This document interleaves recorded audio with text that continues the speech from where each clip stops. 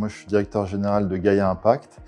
Nous gérons un fonds d'investissement qui s'appelle Gaïa Energy Impact Fund 2.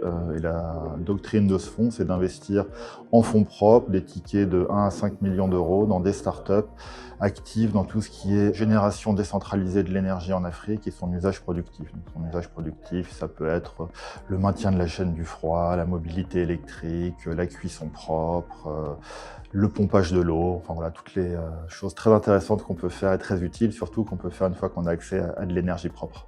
On est un investisseur qui investit dans des startups africaines.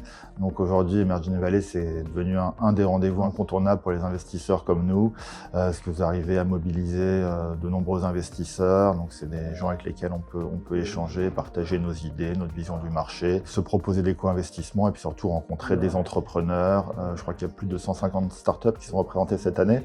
Donc voilà, ça nous permet de rester en contact avec notre écosystème, trouver les prochaines pépites, les aider à grandir et les accompagner dans leur croissance. Je crois qu'il y a déjà une autre évidence qui est la géographie. Aujourd'hui, il y a que la Méditerranée qui sépare la métropole ex-Marseille de l'Afrique. Donc il y a naturellement énormément d'échanges entre ces deux territoires. Il y a une diaspora africaine qui est très présente dans la région et qui est de plus en plus impliquée dans l'investissement et l'entrepreneuriat en Afrique.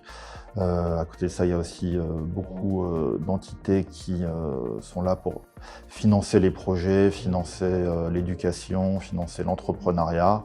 Donc aujourd'hui, on voit clairement un écosystème qui est en train de se créer dans la métropole ex-Marseille, d'un point de vue universitaire, d'un point de vue entrepreneurial, d'un point de vue investisseur. Et ça commence à devenir un des pôles intéressants pour financer justement l'entrepreneuriat et l'innovation en Afrique.